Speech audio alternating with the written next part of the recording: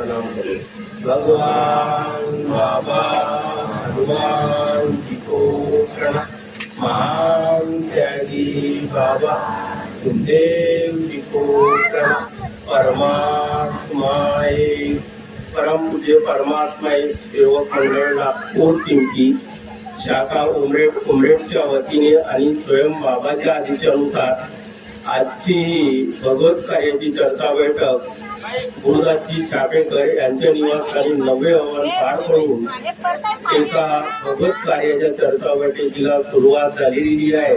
या चर्चा बैठकीत स्वयं भगवान बाबा हनुमानजी उपस्थित यांना माझा प्रणाम, तसेच आपले सर्वांचे सद्गुरू महान त्यागी बाबा झुंबेजी उपस्थित यांना माझा प्रणाम, तसेच आपल्या सर्वांची आई मातोश्री वाराणसी उपस्थित यांना माझा प्रणाम। सर्व मंच आणि इथं बसलेले सर्व सेवक सेविका बालसेवक यांना माझा आदरपूर्वक नमस्कार। तर हा मार्ग साधा आणि सोपा नाहीये। सेवकांना वाटते साधा सोपा आहे, परंतु नाहीये। जेव्हा आपण नियमानं चाललो तर साधा आहे, सोपा आहे। म्हणून बाबांनी आपल्याला नियमावली दिलेली आहे। त्या नियमानं चाला तर आपल्या पायाला काटा सुद्धा रुजत नाही आणि आपण रस्ता सोडला तर आपल्याला दुःख निर्माण होतातच, हे ठरलेलं आहे। तर प्रत्येकाने आपण चुका होतात, पण त्या दुरुस्त करणे सुद्धा महत्वाचं असते आणि त्या चुका जर दुरुस्त नाही झाल्या तर आपण दुःखीच राहतो। म्हणून प्रत्येक सेवकाला माझं सांगणं आहे तर तत्व शब्द नियमान चालायची कोशिश करा। मी माझं एक उदाहरण सांगते। मी जेव्हा मशीनवर काम करत होतो तर या गोष्टीला भरपूर वर्ष झाले आणि त्या वेळामध्ये जे आखूड असते आपली पुकार मशीन वेळाची, तर ते आखूड माझ्या हातात एका पोळाच्या हातानं याकडून इकडे निघली, तो आपल्याकडे वळे आणि मी आपल्याकडे वळत होतो।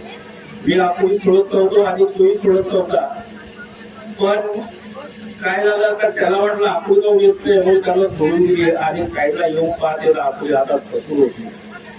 मी त्याने म्हटलं घाबरू नको, काही होत नाही, फक्त एक गिलास पाणी आणून घेऊ म्हटलं, कारण आखूड काढल्यानंतर म्हणजे चक्कर मारायला म्हटलं म्हणून तू पाणी आणून घेऊ म्हटलं आणि त्याला पाणी आणलं आणि आखोडी मी वळली, हाताकडे पाहिलं, भूक मारली बघून काही रक्त दिलेला नाही आणि काहीच नाही आणि त्याला सांगितलं बाबू कुठंच जाण्याची आवश्यकता नाही, दिवसभर तुम्ही काम कर, मी उभा राहते। मी दिवसभर मशीनवर आलो परंतु दवाखान्यात गेलो नाही आणि सायंकाळी ड्रायव्हरला सांगलं, भाऊ म्हणजे एक इंजेक्शन घेऊन द्या, म्हटलं ठीक आहे घेऊन दे। म्हणून आपल्याने भगवंताने जर आपल्याजवळ ठेवायचं असेल तर आपण जे नियमावली दिली आहे त्या नियमानुसार भगवंत आपल्या जवळ राहील, नाही तर अन्यथा राहणार नाही।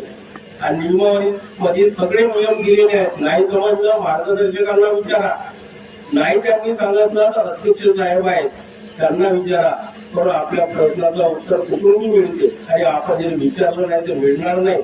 एवढे बोलून माझे 2 शब्द बंद करतो। सर्वांना माझा आदरपूर्वक नमस्कार।